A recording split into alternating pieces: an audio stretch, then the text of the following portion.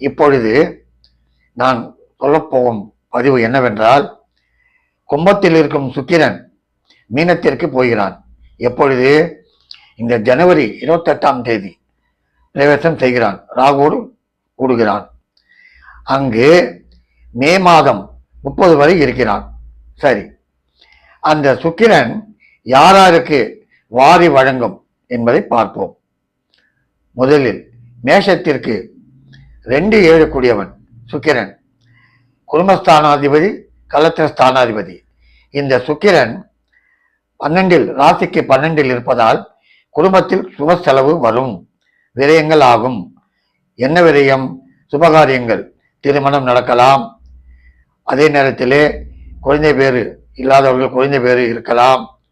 இரண்டாவது, தொழில்துறையில் இருப்பவர்களுக்கு தொழில்துறையில் முன்னேற்றத்தை கொடுப்பதால் அங்கும் செலவு செய்யலாம். 7 கோடி ஆதிபத்தியம், அது என்ன செய்யும்? திருமணமாகாமல் இருந்தவர்களுக்கு திருமண வாய்ப்பை கொடுக்கும். அதே நேரம் கலத்திரத்திற்கு மனைவிக்கு உடல்நிலை சரியில்லாமல் இருந்தாலும் எப்பொழுது 12 வந்து விட்டதோ உடல் நலம் இனி நன்றாக இருக்கும். மற்றபடி இந்த சுக்கிரன் 7 கூடியவன் அல்லவா, அவன் கூட்டாளிகளால் நன்மைகள் உண்டாக்கும், வெளிநாட்டு தொடர்பு கொடுக்கும், எதிர்பாரா யோகத்தையும் கொடுக்கும். சரி, அடுத்து உங்களுக்கு ரிஷபராசி.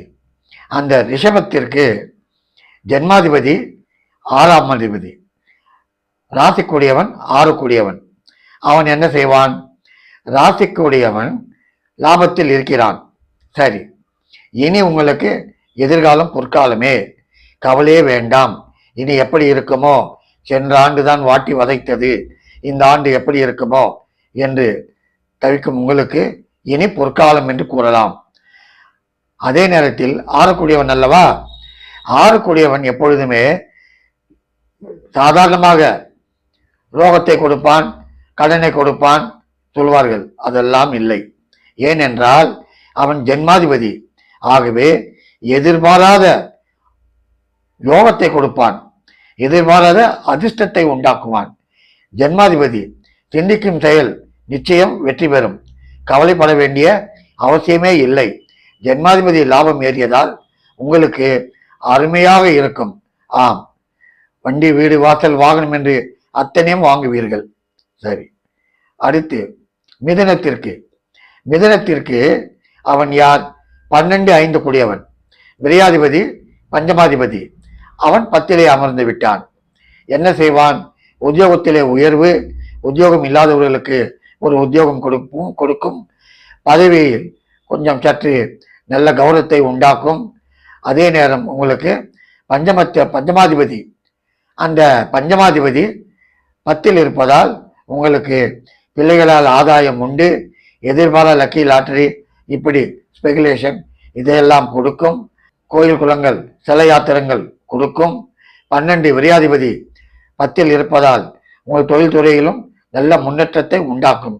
பொதுவாக சுக்கிரன் ராகுவோடு சேர்ந்ததால் எதிர்பாரா யோகத்தை கொடுக்கும். ராகு சாதாரணமானவல்ல, வாரி வழங்கக்கூடியவன். ஆகவே மிதனராசி உங்களுக்கு நன்மையே செய்யும், கவலைப்பட வேண்டிய அவசியமே இல்லை. சரி, கடகராசிக்கு 4-11 கூடியவன், சுகாதிபதி, லாபாதிபதி. அவன் 9 பாக்கியத்தில் அமர்ந்து விட்டான். சொத்து சுகங்கள் கொடுக்க வாய்ப்பு உண்டு. தடைப்பட்ட கல்வி உங்களுக்கு முன்னேற்றத்தை கொடுக்கும். அதே நேரம் லாபாதிபதி அல்லவா, தொழில்துறையில் நல்ல முன்னேற்றம் உண்டு. 4 கூடியவனாக இருப்பதால் வண்டி, வாகனம் வாங்கக்கூடிய அளவு யோகத்தையும் கொடுக்கும். சிம்மராசி 3-10 கூடியவன், அதாவது அவன் 8 அமர்ந்து விட்டான்.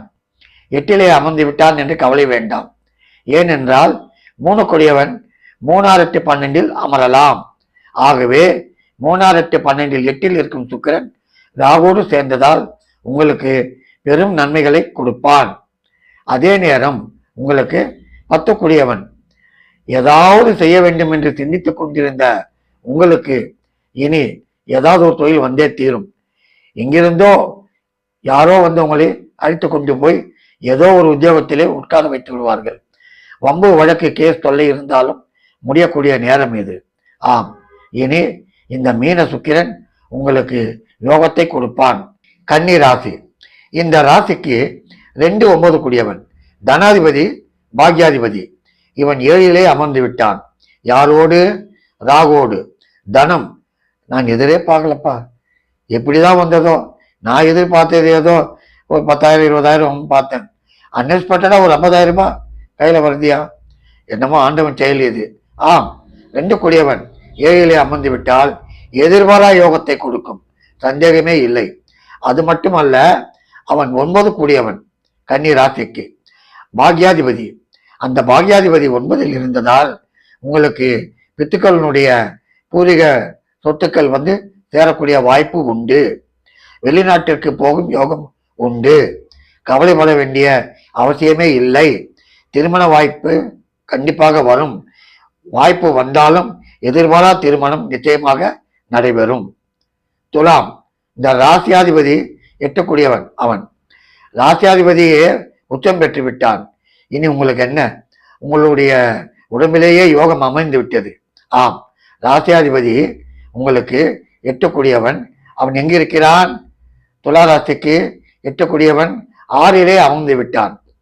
நான் ஏற்கனவே சொன்னேன், 6 8 12 கூடியவன் 6 8 12ல் இருந்தால் யோகம் என்று சொன்னேன். ஆகவே துளாராசி நேயர்களே, வழி தெரியவில்லையே, எப்படி போவது என்று தவித்த உங்களுக்கு ஆண்டவன் இனி வழி காட்டி விடுவான். ஆம், தலைவட்ட திருமணம் நடக்கும். கட்டும் கட்டிடங்கள் நின்றிருந்தாலும் அது தொடரும். படிப்பு முன்னேற்றம் கொடுக்கும். தேடிக்கொண்ட உத்தியோகம் உங்களை தேடிக்கொண்டு வரும். 8 கூடியவன் 6ல் ரோகம், தொல்லை, தொந்தரவு, கடன் அத்தனையும் தீரும். கவலையே வேண்டாம். சரி, அடுத்து விருச்சிகராசி. அவன் யார்? விருச்சிகராசிக்கு 7 12 கூடியவன், களத்தின ஸ்தானாதிபதி விரையாதிபதி. அவன் 5லே அமர்ந்து விட்டான். பூர்வீக புண்ணியம் புத்திரஸ்தானத்திலே அமர்ந்து விட்டான். யாரோடு? ராகுவோடு. புத்திரபாகியம் உண்டு. இத்தனை நாள் திருமணமாகி புத்திரன் இல்லையே என்று தவித்த உங்களுக்கு புத்திரபாகியம் கண்டிப்பாக கிடைக்கும். கவலை வேண்டாம். ஆண்டவனுடைய அனுகிரகம். ஆகவே தெய்வ நம்பிக்கையோடு வழிபட்டால் நிச்சயம் உங்களுக்கு புத்திரபாகியம் உண்டு.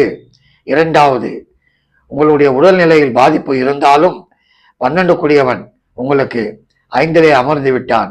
இனி உடல் நலத்திலே பின்னி பேணி இருந்த தொல்லை தொந்தரவு அத்தனையும் தீரும். கவலைப்பட வேண்டிய அவசியம் இல்லை. நண்பர்கள் உதவி கிடைக்கும். கைக்கு காசு வந்து கொண்டு இருக்கும். சிந்தனை எல்லாம் சிதறி போகும். இனி மன அமைதி பெறும். கவலை வேண்டாம். உச்ச சுக்கிரன் 5லே பெருத்த யோகத்தை கொடுப்பான். சரி, அடுத்து தனுசு ராசி. தனுசு ராசிக்கு 6 11 கூடியவன். அவன் எங்கிருக்கிறான்? 4லே உச்சம் பெற்றிருக்கிறான். போதுமே, என்னமோயா வாடகை வீட்லேயே காலத்தை கழிக்கிறேன் சொல்லின்னு இருந்த உங்களுக்கு இனி சொந்த வீடு அமைய வாய்ப்புண்டு. ஏதோ ஒரு நிலம் வாங்குவீர்கள், ஒரு பிளாட் வாங்குவீர்கள். இப்படி 4ல் சுக்கிரன் உச்சம் பெற்று இருந்து விட்டதால் ஏதாவது ஒரு நன்மையை செய்து விட்டுதான் போவான். கவலையே வேண்டாம். அதோடு ராகுவும் சேர்ந்து விட்டான். ராகு கொடுக்க ஆரம்பிப்பான் சுக்கரனோடு சேர்ந்து. 2வது, வண்டி வீடு வாசல் அத்தனையும் கொடுக்கும் உங்களுக்கு அந்த சுக்கிரன். உடல் நலமும் நல்லது செய்யும். 2வது, குடும்பத்திலே சுபகாரியம் செய்யும். தொல்லை தொந்தரவு அத்தனையும் மறைந்து விடும். யாருக்கு? தனுசு ராசிக்கு. மகரத்திற்கு பஞ்சமாதிபதி 10 கூடியவன். மகரத்திற்கு 5 10 கூடியவன். அவன் எங்கே? 3லே அமர்ந்து விட்டான் உச்சம் பெற்று ராகுவோடு. பஞ்சமாதிபதி பெருத்த ஒரு பதவி உங்கள் தலையில் விடும். அதாவது நீங்கள் தான் இதை செய்ய வேண்டும் என்று உங்களை நாடி வருவார்கள். நீங்கள் அதை செய்து முடிப்பீர்கள். ஏதோ எந்த பிரச்சனை இருந்தாலும் அருமையாக முடிப்பீர்கள். அதற்கு உங்களுடைய சிந்தனை அபாரமாக வேலை செய்யும்.